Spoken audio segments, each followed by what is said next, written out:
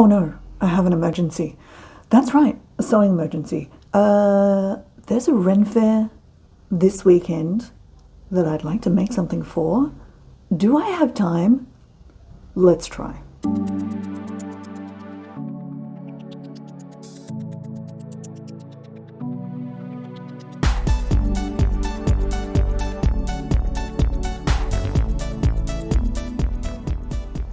Hello, it's Icy. Yes, that's right. Okay, this is Friday. I have an absolutely shocking workaday ahead of me. And then I have maybe a couple of hours on Saturday to try and make something suitable to wear to a Ren Faire. So the Blacktown City Medieval Fair is this weekend. Did I know this? No. Did I know of this? I had vaguely heard about this before. It popped up and it's like, okay, let's go to that. So the plan is for the fam to go. Now, they encourage costumes and I'm like, excellent. But they don't encourage Victorian costumes. So I'm like, damn. However, the thought came to me, I have various medieval adjacent clothing. If I can just whack on some sort of Ren Faire style laced vest with that, good enough, honestly. This is vaguely inspired by a video released by Hazrael, link in the corner, a few weeks ago, where I watched her making an absolutely gorgeous Ren Faire styled embroidered vest, and I went, oh my god, I need to make one of those one day. Maybe that's tomorrow. So what do we have? Okay, we have the existing vest patterns. This vest here. I know that fits. I know that will probably work. That's the really, really old original version, so I can just like literally draw some lines on it and chop it out and go, hey, that's a pattern. The other options I've got as well is I have a dodgy vest that I modified to fit quite closely. It's terrible. I was originally thinking about chopping that up and putting some lacing on it. I figure that's not actually even worth it because that'll be almost as much work and it will give me something that looks awful. But nonetheless, I might be able to use it kind of to assist in drafting the pattern. The other thing that I have is some lovely, can we see it on the light? There we go. Some lovely maroon drill and some black drill because of course I do. So I think that will work quite well for the actual vest because I'm me, and it would be a great idea to make this more difficult, though it kind of might be just the same amount of work. I'm actually going to make this reversible, so it's going to be black on one side and maroon on the other, so I can like wear it inside out, so that I can either have a maroon style corseted vest thingy or a black one. I don't think that will be a great deal of additional work because I would have probably needed to line it anyway, because I also want to put some boning, well, cable ties in the thing as well to give it a little bit more structure, and so it doesn't ride up and sit weirdly. These are not actually the cable ties I wanted to use. I wanted to use these ones, which are the thicker ones that I used in the purple corset, link in the description, but I can't for the life of me find those here. I'm not sure, perhaps they have been borrowed, in which case, anyway, so because we are on a time limit, we might just be going with the thinner ones instead. So I have this morning, in between, honestly, doing stupid work, drawn up a teeny tiny little diagram. Okay, so I want it to look vaguely like stays, something more stays like, more 18th century, earlier rather than 19th century. Okay, so what we've got are lacing down the middle, sort of separate kind of corset section that's not joined.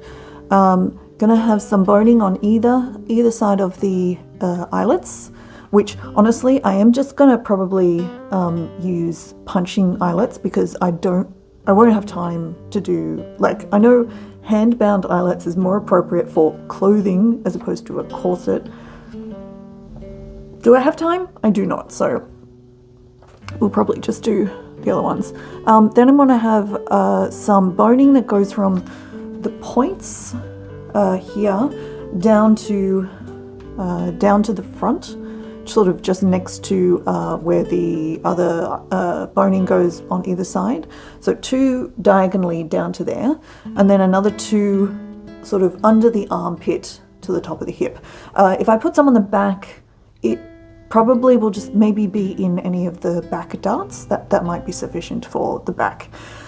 And then, yeah, I want to make it so the sleeves come over and are loose and have like little ties at the front. So they've got that kind of very much Ren Faire / some early period stays going on. Is there going to be any decoration? I mean, I would like to put some decoration on there. The most I'm really thinking about is perhaps emphasizing the boning channels with like some bias binding or something, like just decorative strips. Just have some stripes basically, and just on the red side.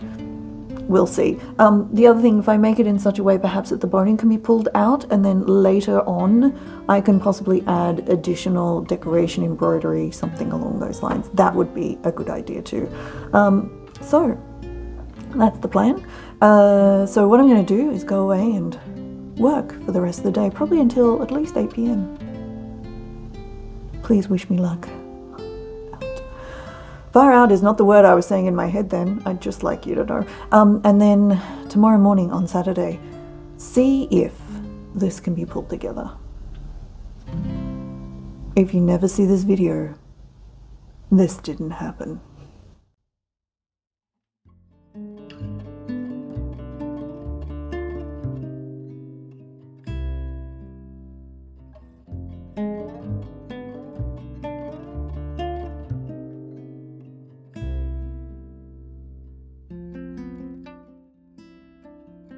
It's the same day, and I did actually manage to get some stuff done in my short breaks in between fixing things that somebody else broke.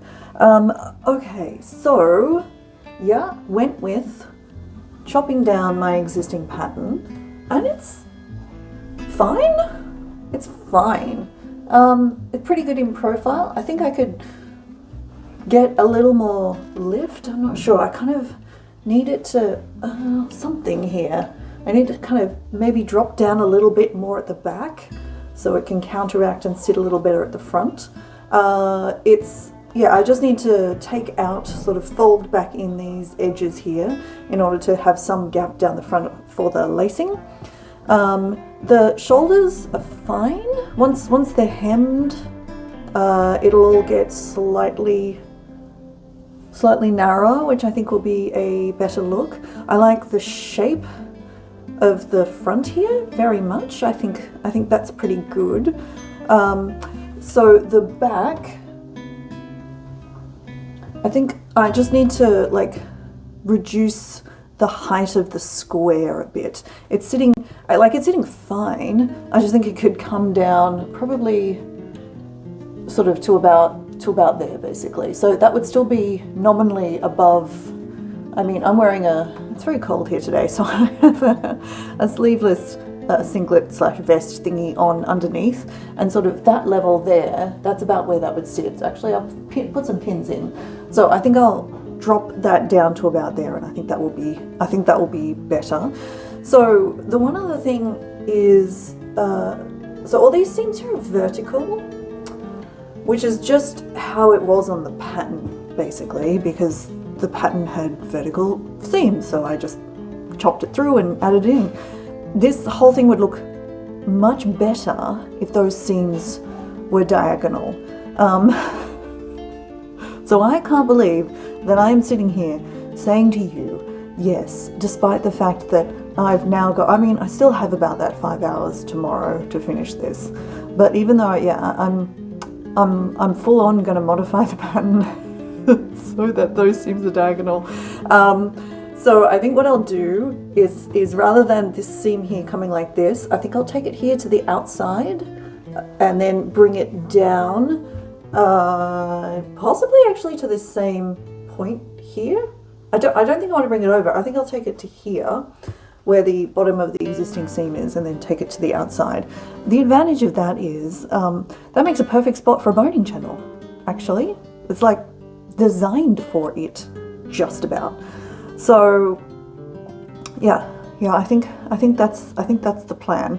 Now, if I do that, the other thing I can do is use my sewing machine to actually put some like decorative, it does a couple of decorative stitches, not very many, but I can actually have it do decorative stitches like on the seams, like iron them flat and then do some decorative stitches down the seams, which I think would be quite nice. I think that'd be quite nice. So yeah, I think that could be a plan. It could be a plan. So anyway, it's coming together, and I would like to sing the praises of a sloper that fits, because this took, I mean, the amount of time it took me to sketch on the sloper and then chop it up into some bits to design, as opposed to hours of fitting. This is like literally the first mock-up. I wasn't going to make a mock-up and then I went, oh no, I'll make a mock-up.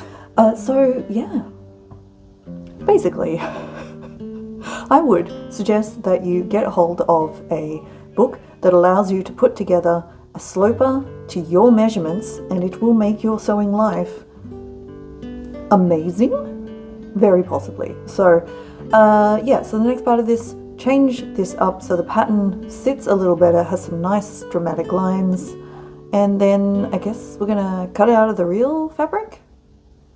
Probably? Let's do it.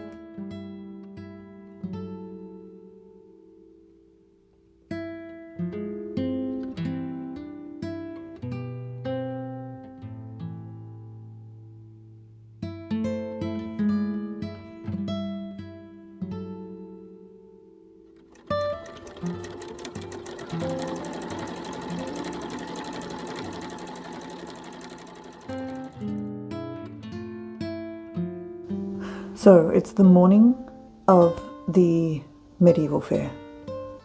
Or actually, it's the morning I thought the medieval fair was on. But no, that's next week. Thank you, Bojangles, for pointing out that I probably had my times and dates completely wrong. So, no, I don't need to make this little medieval Ren Faire vest in 2 days. I have like 2 days and a week.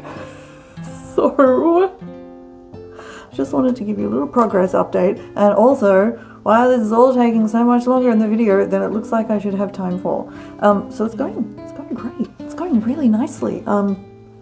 Now, in the interests of clarity, this decorative boning cover that I've been sewing, I started that before I knew that I had heaps of time.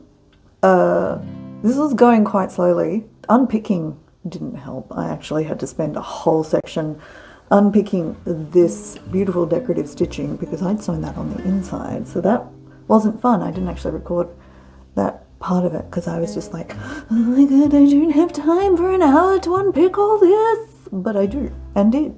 So I think the big question is, would I have finished this on time? Maybe. But now I don't have to worry. I can take, as long, I don't need to take any shortcuts. I can make it as pretty as I like, well, within reason. So it's looking really good. It's coming together beautifully. The fit is, let's try that again, chef's kiss. We do this, it's the easiest way to get it on. Obviously, no ties yet, and also no boning. That was the other great thing. I couldn't find my cable, the big cable tie boning that I wanted to use on this, the wider stuff that I'd used in the previous corset. So I actually had time to go to the hardware store and find some. Hey, but look at that.